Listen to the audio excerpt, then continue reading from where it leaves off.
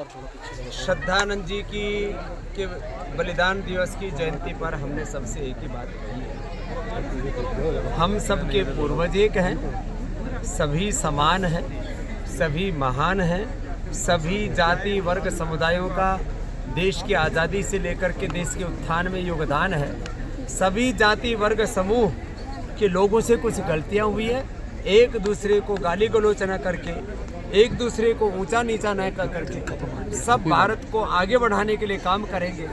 और इस संकल्प के साथ हम सब ऋषि ऋषिकाओं के वंशधर हैं।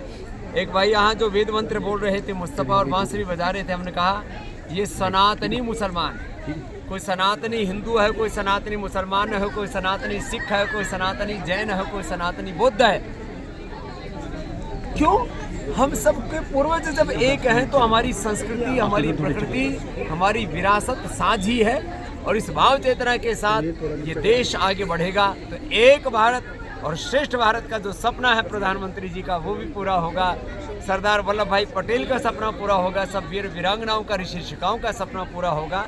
इसी संकल्प के साथ पूज्य स्वामी संपूर्णानंद जी ने जो 4 वेदों का महायज्ञ किया और उसके जो सूत्रधार हैं हमारे सुधा जी, इनका भी संकल्प पूरा होगा। और आज जो हमने बात कही कि इस प्रदेश के यशस्वी मुख्यमंत्री श्री नायब सिंह सैनी जी सभी जाति वर्ग समुदायों को एक साथ लेकर के पूरे विनय और वीरता के साथ आगे बढ़ रहे हैं, इससे बड़ा कोई उदाहरण नहीं हो सकता।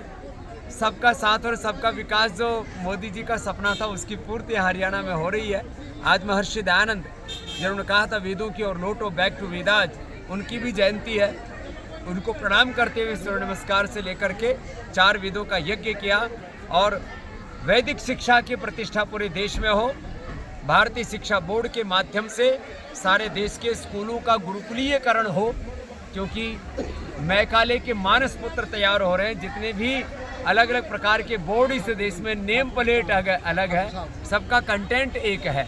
इसलिए ना तो हमें मदरसा बोर्ड चाहिए, ना हमें मैकाले बोर्ड चाहिए, हमें भारतीय शिक्षा बोर्ड इसलिए चाहिए क्योंकि उससे भारत का चरित्र निर्माण होगा और चरित्र निर्माण से राष्ट्र